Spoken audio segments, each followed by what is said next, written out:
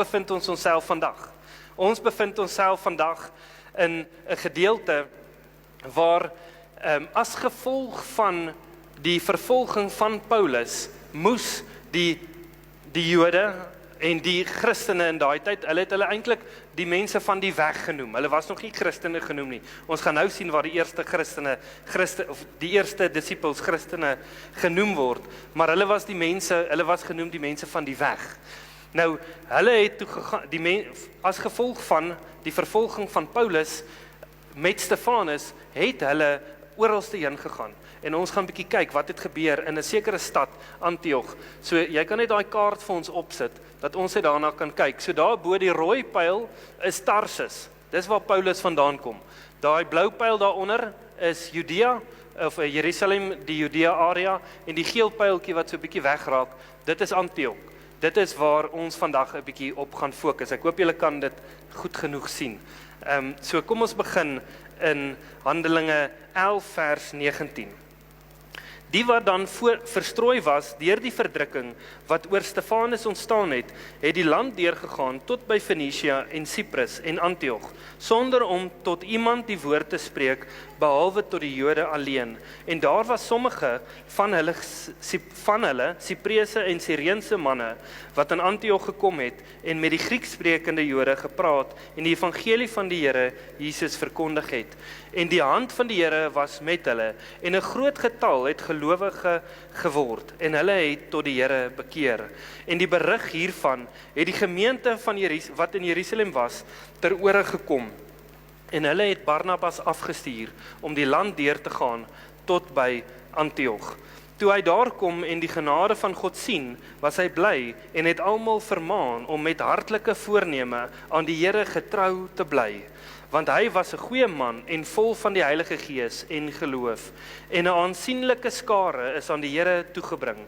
Toe vertrek Barnabas na Tarsus om Saulus te soek, en toe hy hom kry, het hy hom na Antioch gebring, en hulle het 'n hele jaar lank in die gemeente saam vergader, en 'n aansienlike skare onderwys gegee. En die disippels is in Antioch vir die eerste keer Christene genoem. En in die dae het daar profete van Jerusalem na Antioch gekom, en een van hulle met die naam van Agabus het opgestaan en deur die Heilige Gees te kenne gegee dat daar 'n groot hongersnood oor die hele wêreld sou kom, wat ook gekom het onder keiser Claudius. En die disippels het besluit dat iedere een van hulle na sy vermoë iets sou stuur tot versorging van die broeders wat in Judea woon. En dit het hulle ook gedoen, en dit deur Barnabas en Saulus aan die ouderlinge gestuur. So, hierso sien ons iets interessants wat besig is om te gebeur. Ons sien waar die Jode gegaan het, wat Christene geword het, of die mense van die weg geword het, wat hulle geloof in Jesus gesit het. Ons sien hoe hulle gegaan het, en hulle het begin die evangelie verkondig, maar net aan die Jode. En toe sien ons hierso, dat daar mense gekom het van Siprese en Sirene, wat dit ook aan die Grieksprekende Jode begin verkondig het.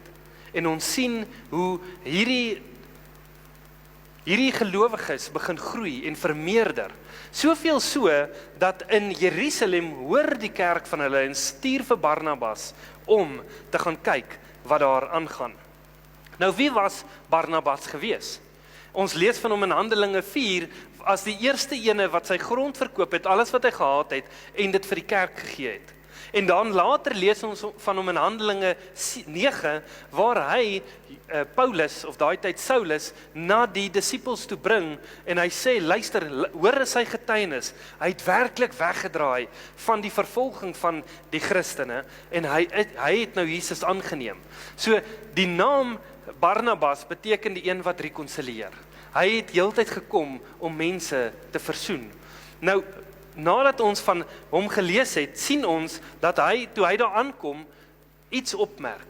En voordat ons nou gaan kyk wat het hy opgemerk van die dorp, wil ek net eers met julle deel oor die stad Antioch.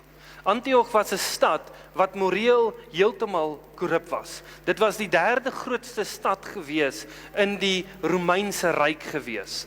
En daarso het hulle gedoen net wat hulle wou, baie soos die kerk of die dorp van Korinthe, dit was maar 'n moreellose stad gewees. En dis hier waar die kerk begin het om te floreer in hierdie goddeloosheid. Nou ek wonder hoe moes dit gewees het? Wat moes hulle gedeel het om dit te kry soos wat dit was? Hulle het net Jesus Christus gedeel. 'n Seun het eendag agtergekom, ek hoor die getuienis van 'n seentjie wat in die kinderkerk sit en hy sê, elke keer as die juffrou vra vir 'n antwoord, as ek Jesus sê, 7 uit die 10 kere gaan ek reg wees. Want Jesus is meeste van die kere vir jou probleem die antwoord. Jesus is die antwoord en dit is wat hulle kom en hulle deel hierdie waarheid en sê, Jesus is die weg wat julle moet stap. Nou wat het Barnabas gesien toe hy daar in die stad van Antioch aankom en sien wat gaan aan in hierdie kerk? Hy sien die genade van God. Nou wanneer ons die genade van God hoor elkeen van ons moontlik iets anderste. Maar wat is die genade van God? As ons gaan kyk na Titus 2, gaan ons baie mooi kan sien wat sê die woord is die genade van God. Titus 2 vanaf vers 11 tot 12. Net na Timoteus kry ons Titus.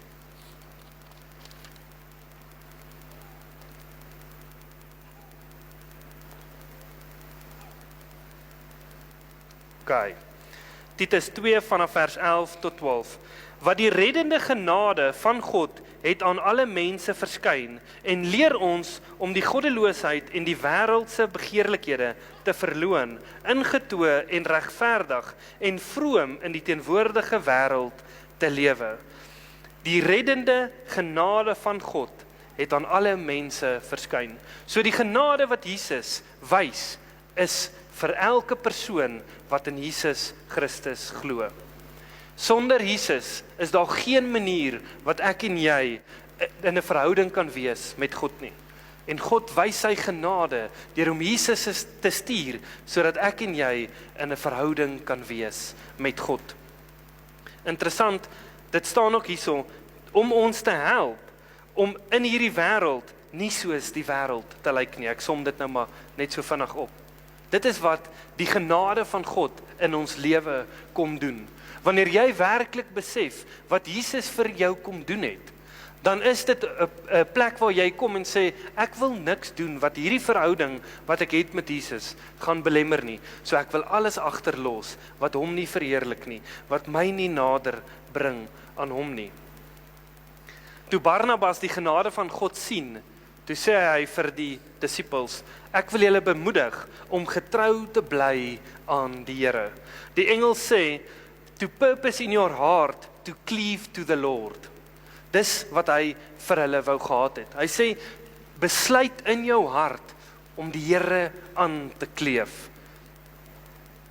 Daar is 'n verskil tussen om 'n kop besluit te maak en 'n besluit met jou hart te maak. Dis baie maklik om 'n besluit te maak met jou kop en 2-3 dae later, dan voel jou kop nou nie meer lekker vir hierdie storie nie en jy wil dit verander. Maar wanneer jy 'n besluit in jou hart gemaak het, 'n besluit wat uit jou diepte van jou wese uitkom, dan is dit nie iets wat sommer kan verander nie. En dit is wat Barnabas hulle na hier toe roep. Hy sê, besluit in julle hart om die Here aan te gryp.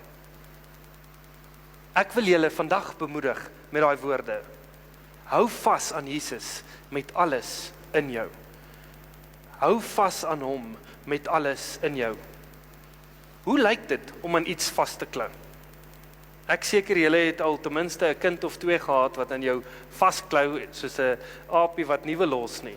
Of jy moes al dalk aan 'n tou vasgeklou het of aan iets vasgeklou het sodat jy nie afval nie. Ons almal het al ietsie beleef wat ons aan moes vasklou. Nou vra ek jou, is dit hoe jy aan die Here vasklou?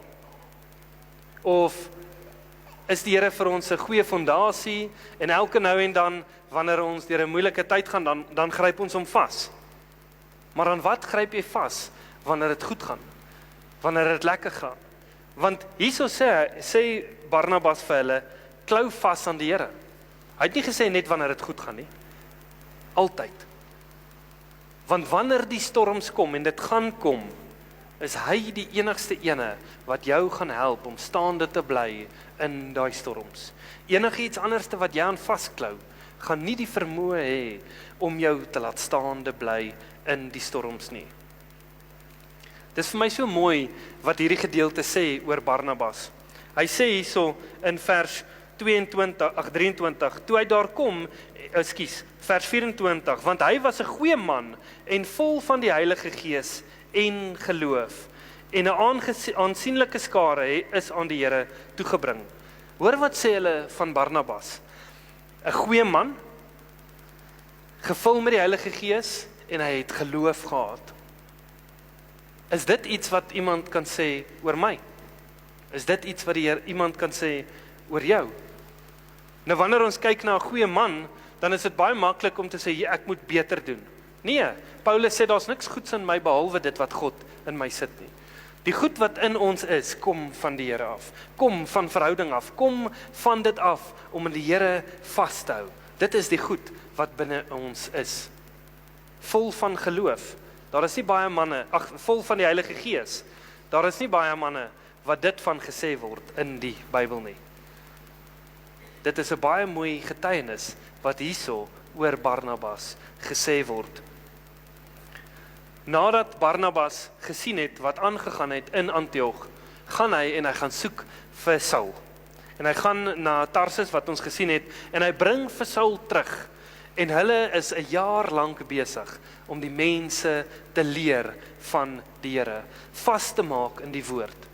Dit is my grootste begeerte vir elkeen van julle wat hierso sit, om nie vas te wees aan my nie vas te wees aan 'n mens nie, aan die Here vas te wees, gegrond in sy woord en in die waarheid wat hy vir elkeen van julle wil deel.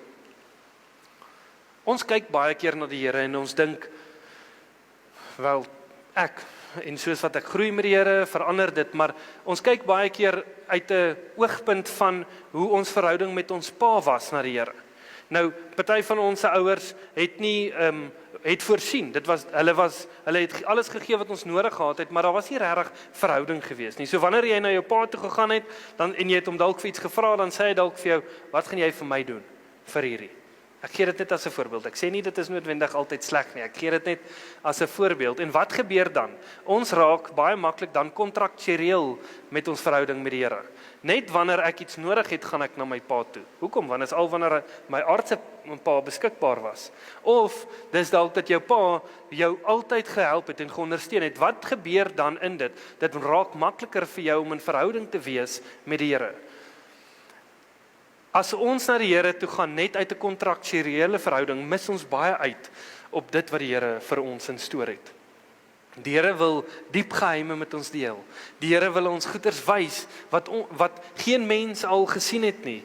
En hy wil dit vir ons doen deur verhouding. Hy nooi ons elke dag uit om verhouding met hom te hê. Maar die verhouding moet altyd gegrond word in die woord van die Here. En ons sien hier is dit die eerste plek wat mense, die disippels, Christene genoem word. Nou dit was nie daai tyd wat hulle Christene genoem het, eintlik bedoel om iets goeds te wees nie. Hulle het dit in 'n slegte lig eintlik genoem. Maar die Christene is soos, ja, dis wat ons is. Christ-like, mense wat soos Christus wil wees, want dit is ons begeerte. En hulle is die eerste plek wat dit Christene genoem word. Nou wat interessant is, in daai tyd kom daar profete van Jerusalem af en hulle kom bedien in die stad van Antioch en hulle sê daar gaan 'n hongersnood kom oor die hele wêreld. Nou wat vir my baie interessant is dat geskiedenis bevestig dit wat hier gesê is. Baie mense sê die woord kan nie gevat word nie, die woord is nie waar nie. Daar is soveel kere as jy gaan kyk waar die woord bevestig word oor en oor deur geskiedenis. Goed wat die woord sê, wat geskiedenis of wetenskap jare later eers agterkom of uitvind wat waar is in die woord. Byvoorbeeld, die lewe is in die bloed. Dit is iets wat die Bybel van praat. Nou mense het gedink in die ou dae om jou bloed te tap, dan kry jy die siekte uit jou uit. So daar's mense wat dood gegaan het van bloedvloeiing want hulle het bloed uitgetap. Maar die skrif sê die lewe is in die bloed. So hulle moet dit nie gedoen het nie. As hulle die woord gevat het soos wat dit was, het dit ook nie moontlik gebeur nie. So hy praat van hierdie hongersnood. Nou ek wil ietsie met julle deel wat ek nie voorberei het voor die tyd nie. So die skrif is nie op die bord nie, maar is in 1 Korintiërs 14 vers 5 wat ek nou wil kyk. Nou daar is baie goed, want ons sien hierso, dis eintlik baie mooi wat hy van praat hierso. Paulus het gekom, of Saulus daai tyd, en vir 'n jaar lank het Barnabas en Saulus die kerk geleer in die woord, wat baie belangrik is. Profesie is 'n volgende aspek wat Paulus in 1 Korintiërs van praat, wat ook baie belangrik is. Nou ons glo as kerk in die praat van tale, maar ons glo dat dit op die regte manier gedoen moet word. As iemand 'n taal het wat hulle wil praat, dan moet dit altyd ontleed word as dit in publiek gedeel word. Maar daar is 'n taal wat elke gelowige kan ontvang om hom te bemoedig en om te stig. En dit is wanneer jy praat met die Here. So ons glo daarin, maar dit moet op die regte manier gebruik word. Maar kom ons lees wat sê Paulus in 1 Korintiërs 14 vers 5.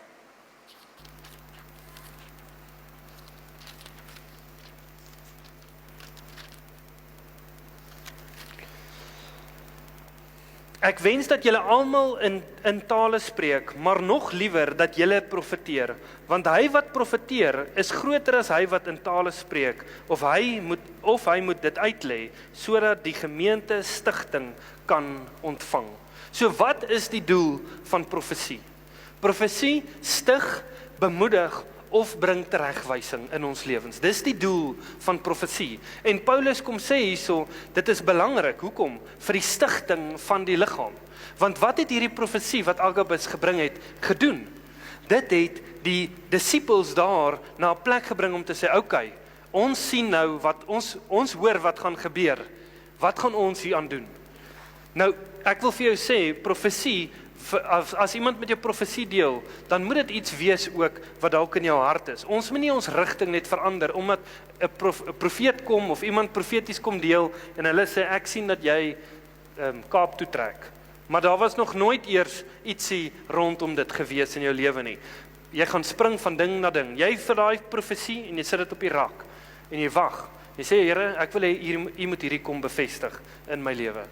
En as die Here dan kom, daar's profesie wat mense al met my gedeel het, dit het nog nie tot vervulling gekom nie. Maar ek sit dit op die rak, ek los dit, ek hou dit, en as die Here dan begin werk rondom dit, dan sal ek beweeg in daai rigting. Ons moet baie versigtig wees om net agter profesie aan te spring, of net mense te jaag wat profeties deel. Ek sien eerstens was hulle gevestig in die woord, en toe kom die profesie, en dit is hoe hulle dit gebou het. Nou wat vir my baie interessant is hoe hulle gereageer het toe hulle die profetiese woord ontvang het. Elkeen van hulle het in hulle hart besluit om iets te gee vir die versorging van hulle broeders in Judea. Nou hoekom het hulle gekies om na die broeders in Judea te kyk? Julle moet verstaan, die konteks van die twee dorpe, stede, is totaal en al anders te gewees. In Antioch was daar baie vryheid. Dit was eintlik 'n moreellose dorp gewees. In Jerusalem was dit nie die geval gewees nie. Jerusalem was baie gefokus op die God van die Jode.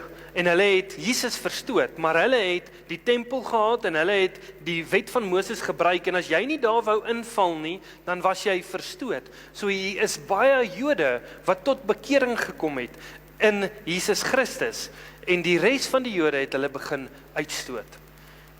Nou, waar sou hulle kos kry? Waar sou hulle geld kon kry? Waar sou hulle kon werk? As jy nie iets gehad het wat jy kon doen nie, persoonlik om 'n inkomste te genereer nie, was jy op 'n baie moeilike plek. En 10 teen 1, al kon jy iets doen om 'n inkomste te genereer, sou die res van die Jode wat die wet van Moses nog gevolg het, ek wil dit nou maar net so sê, ek dink baie van hulle het, maar die wat nie in Jesus geglo het nie, dat ek eerder dalk so sê, hulle sou nie eers met jou wou besigheid doen nie. So as jy nie vir jouself kon omsien nie, dan was dit 'n baie moeilike plek wat jy jouself gevind het. En wat doen hierdie disippels, gelowiges in Antioch? Hulle maak geld bymekaar en hulle stuur dit om hulp te gee vir die mense in Judea. Wat vir my interessant is is hulle kies nie om op hulle self te fokus nie.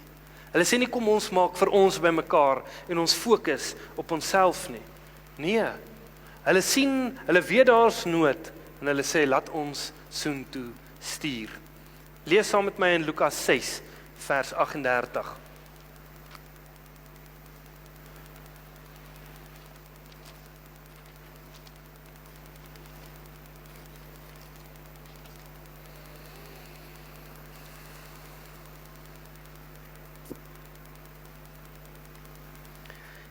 Gee en aan julle sal gegee word. 'n Goeie maat wat ingedruk en geskit en oorlopend is, sal hulle in julle skoot gee, want met dieselfde maat waarmee julle meet, sal weer vir julle gemeet word. Wanneer ons gee, hoe gee ons? En is dit vir ons belangriker om in te hou of om ons hand oop te hou om vir ander te gee? 'n Hand wat oop is, kan ontvang. 'n Hand wat bereid is om te gee, is ook 'n hand wat kan ontvang. Is ek en jy aktief besig om te kyk, is daar mense wat hulp nodig het?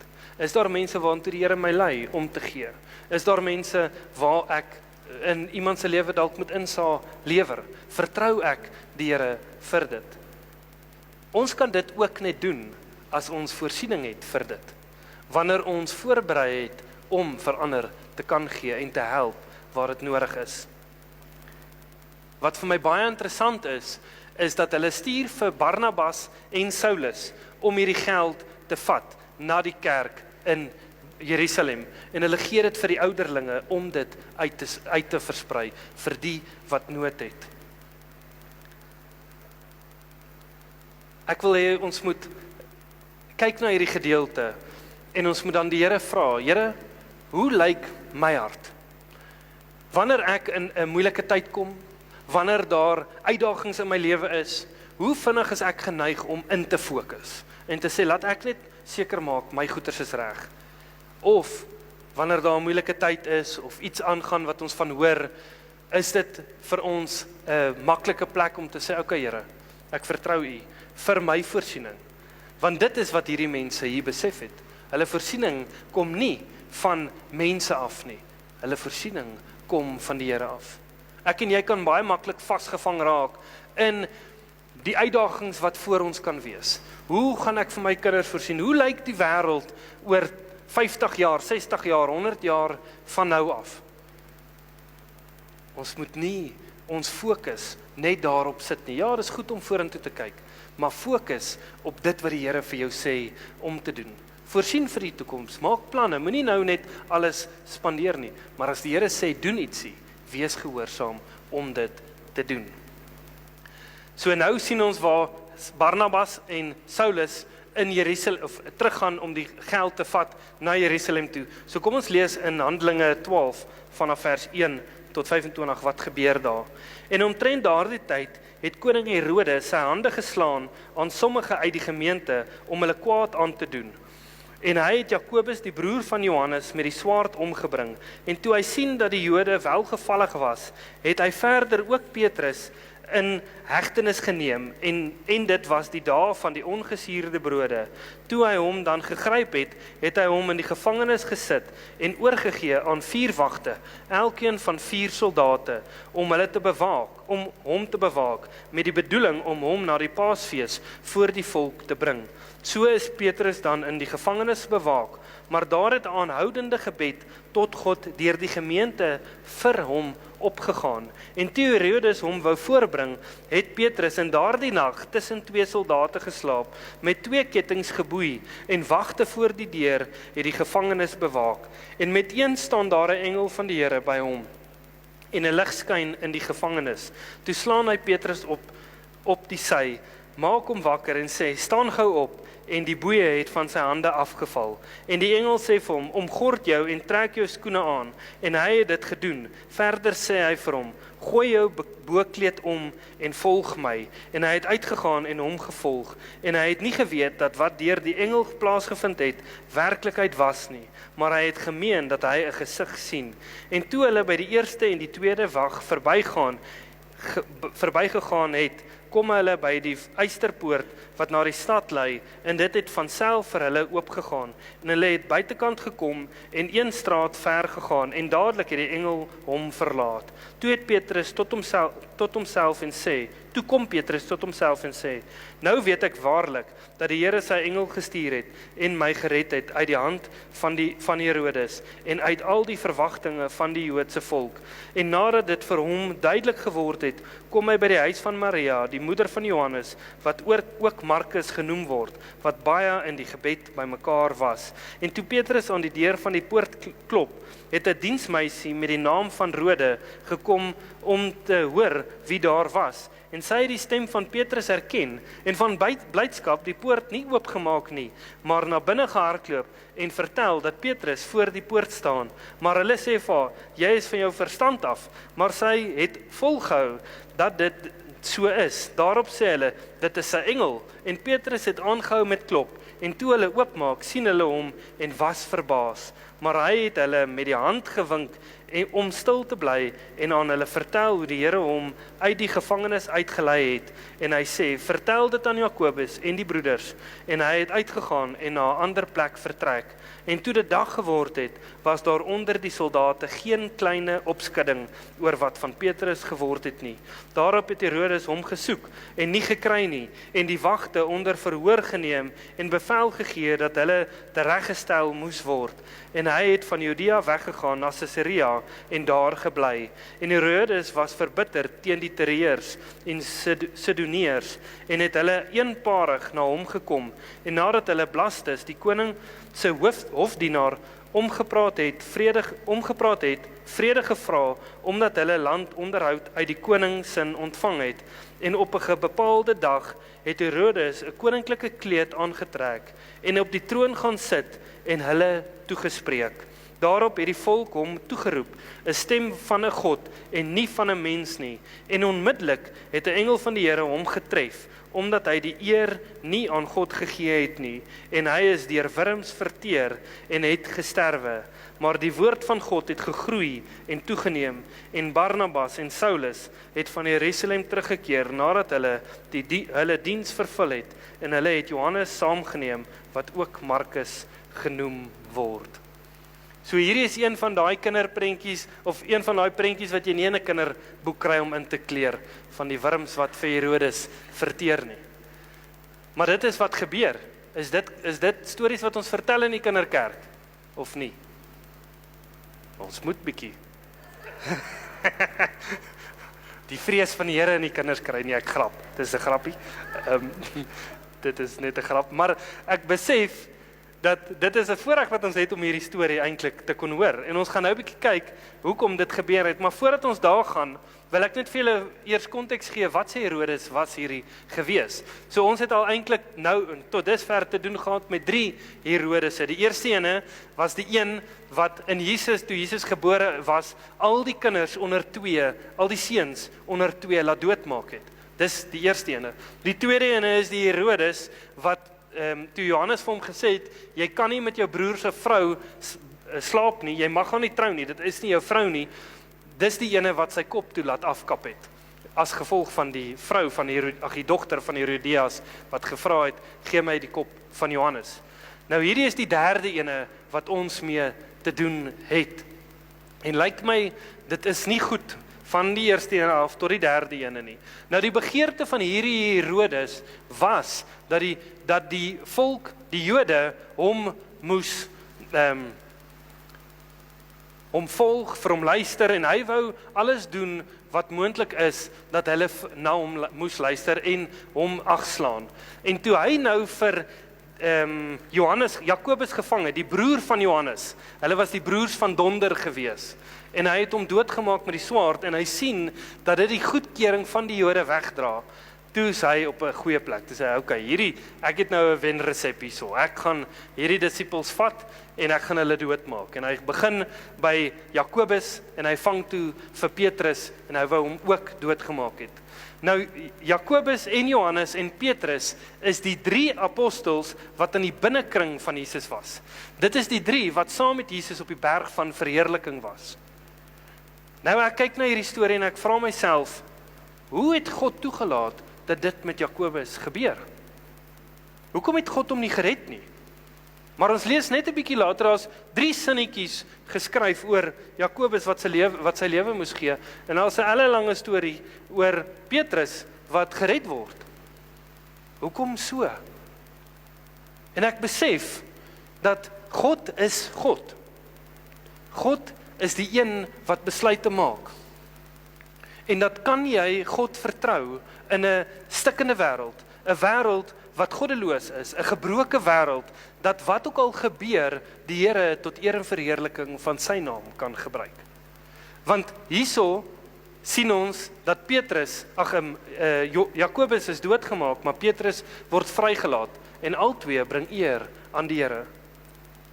Ek sien nêrens hier dat die disippels kwaad geword het vir God en gevra het, hoekom het u dit gedoen of toegelaat nie? Ek is herinner aan 'n gedeelte waar Jesus kom en daar's 'n verlamde man en sy disippels vra vir hom, wat het hy gedoen of sy ouers dat hy verlam is? En die Here sê vir hom, niks nie. Hierdie is sodat die Here verheerlik kan word. Ons kyk baie keer na mense of goed wat gebeur en ons wonder, wat het hulle verkeerd gedoen dat dit met hulle gebeur? En daar is nie baie keer iets wat hulle verkeerd gedoen het nie. Ander kere is daar goed wat verkeerd gedoen is. Maar ons moet dit in ons lewe kyk en sê, okay, is daar goeders wat ek kon gedoen het, wat gelei het na dit, of is dit nie?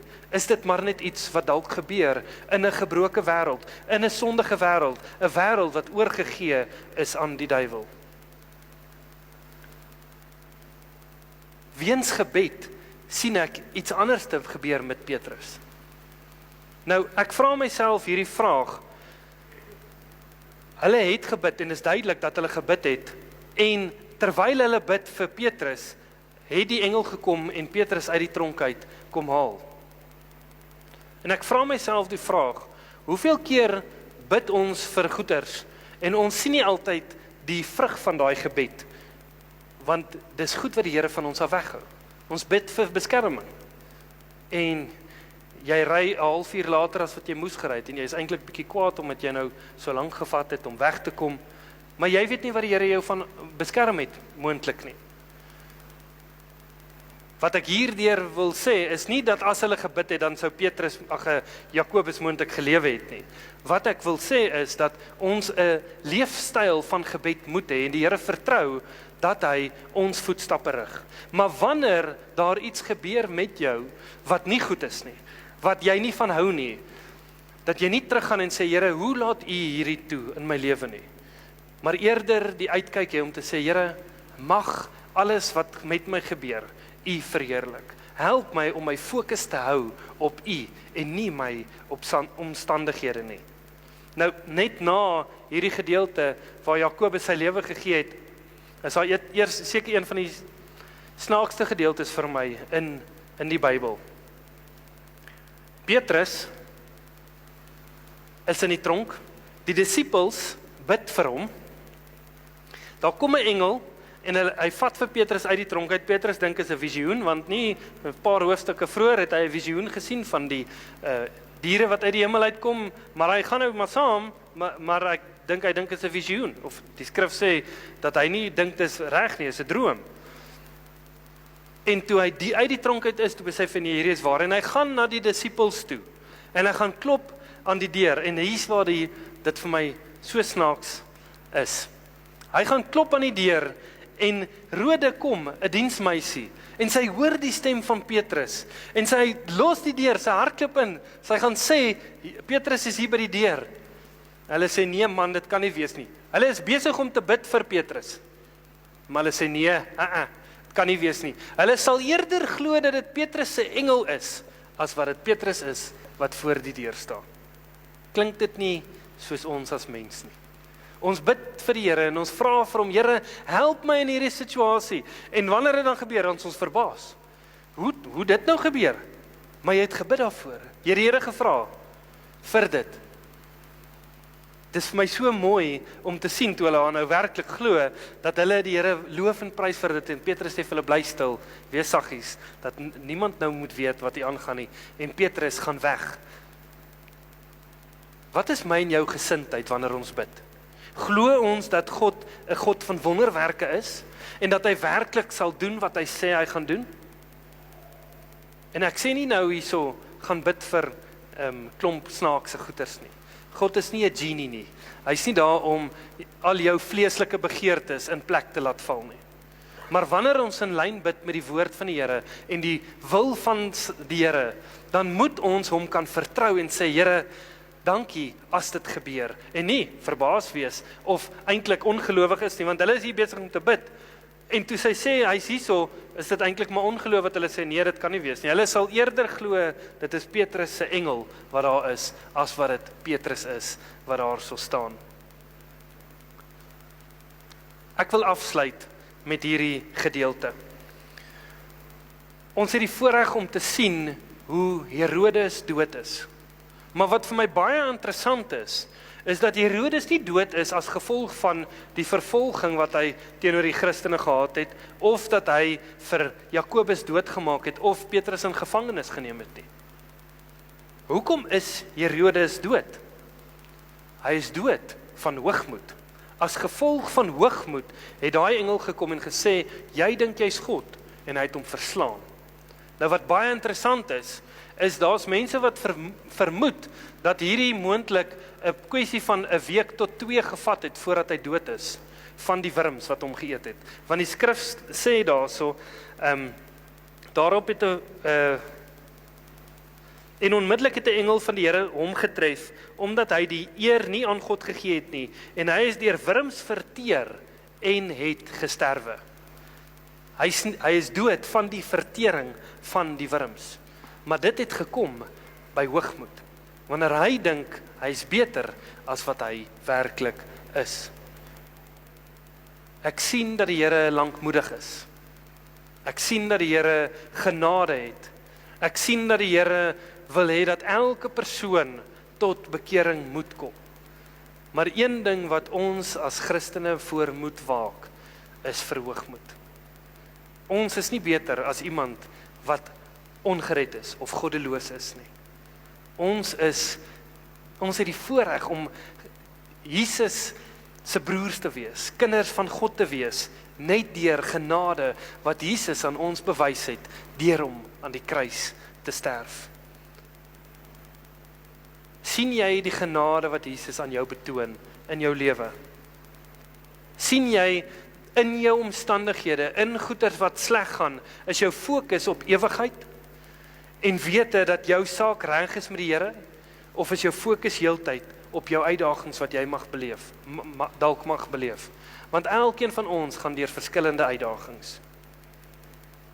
Om Jesus te volg is nie om 'n kopbesluit te maak nie, maar 'n hartsbesluit, 'n hart wat dan verander, 'n hart wat God vir ons gee wat sag is, 'n vleeslike hart, en dis 'n keuse wat ons maak, nie totdat dit goed gaan nie omdat dit goed gaan met ons nie, maar al gaan dit sleg met ons, dat ons nog steeds Jesus sal volg, want hy is die enigste manier wat ons kan stap, en die enigste weg na die Vader.